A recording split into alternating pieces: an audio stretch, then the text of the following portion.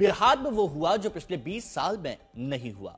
20 साल से मुख्यमंत्री बनते आ रहे नीतीश कुमार ने पहली बार गृह विभाग छोड़ दिया और अब की बार बिहार में गृह विभाग बीजेपी के पास आ गया।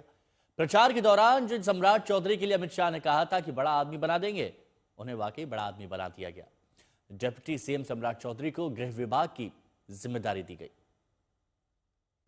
बिहार की ताली, बिहार वाली ताली माननीय प्रधानमंत्री जी के लिए।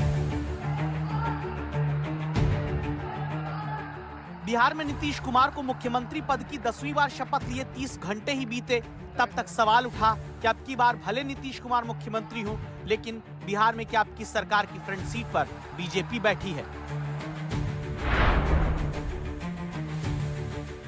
सवाल इसलिए क्योंकि 20 साल में पहली बार है कि नीतीश कुमार मुख्यमंत्री हैं, लेकिन उनके पास अब की गृह विभाग नहीं है। अब की बार नीतीश कुमार की जगह बिहार का गृह विभाग डिप्टी सीएम सम्राट चौधरी के पास आ गया है। बिहार के इसी विभाग बंटवारे ने इस सवाल को मजबूत कर दिया, क्या ये बिहार में सरकार के भीतर फ्रंट सीट पर बीजेपी के होने की मुहर है, जहां सरकार चलाने की ड्राइविंग सीट बीजेपी से डिप्टी सीएम सम्राट चौधरी के पास आ गई, जबकि बगल में जरूर अब नीतीश कुमार बतौर मुख्यमंत्री बैठे हैं। इस सवाल को समझिए क्यों। क्योंकि अब बिहार में कानून व्यवस्था की पूरी कमान नीतीश कुमार नहीं बल्कि सम्राट चौधरी के पास होगी। पूरा पुलिस विभाग यानी DGP, ADG, IG, SP, DSP सीधे सम्राट चौधरी को रिपोर्ट करेंगे। हिंसा, दंगे, बड़े अपराध, भीड़ नियंत्रण, महत्वपूर्ण बड़ी गिरफ्तारियों में अंतिम निर्णय सम्राट चौधरी का होगा। एसपी, डीआईजी, आईजी जैसे पदों पर किसको कहां रखना है, किसको हटाना है, फैसला सम्राट चौधरी करेंगे। मतलब राजनीतिक और प्रशासनिक प्रभाव के लिए सबसे ज्यादा महत्वपूर्ण प्रभाव वाला फैसला सम्राट चौधरी के पास होगा। किस नेता या अधिकारी को कितनी सुरक्षा मिलेगी, ये फैसला भी अब नीतीश नहीं सम्राट चौधरी करेंगे। राज्य की खुफिया एजेंसी भी अब सम्राट चौधरी के पास गृह विभाग होने के नाते रिपोर्ट करेगी। और इसी के बाद याद किया जाने लगा गृह मंत्री अमित शाह का वो बयान जो सम्राट चौधरी का प्रचार करते हुए दिया गया। सम्राट जी को प्रचंड बहुमत से जिताइए, मोदी जी सम्राट जी को बड़ा आदमी बनाएंगे, बड़ा। जो कहा वही हुआ। डिप्टी सीएम सम्राट चौधरी को अपनी गृह विभाग देकर समझिए ऐसा प्रमोशन मिल गया, जिससे साफ है कि जिस सुशासन वाली सरकार को अब तक आगे बढ़कर लीड नीतीश कुमार करते रहे, वहां अब सम्राट चौधरी को अहम जिम्मा मिला। क्यों का जवाब फिर समझिए।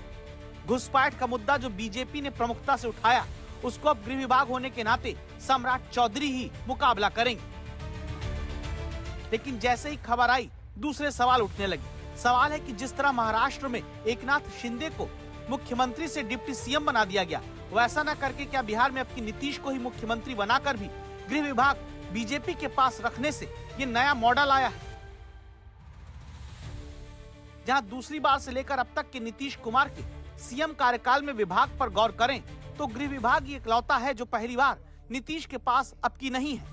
बाकी मंत्रिमंडल, सचिवालय के अलावा सामान्य प्रशासन, निगरानी और निर्वाचन विभाग अब भी नीतीश कुमार के ही पास है। इसके अलावा वो विभाग भी नीतीश कुमार के पास रहेंगे जो किसी को आवंटित नहीं किए गए। लेकिन सबसे मजबूत गृह विभाग मुख्यमंत्री ने अब की बार छोड़ दिया है। गृह विभाग जैसा महत्वपूर्ण विभाग भाजपा के माननीय सम्राट चौधरी जी को देखकर माननीय मुख्यमंत्री जी ने एक बहुत बड़ा विश्वास उन पर दिखाया है।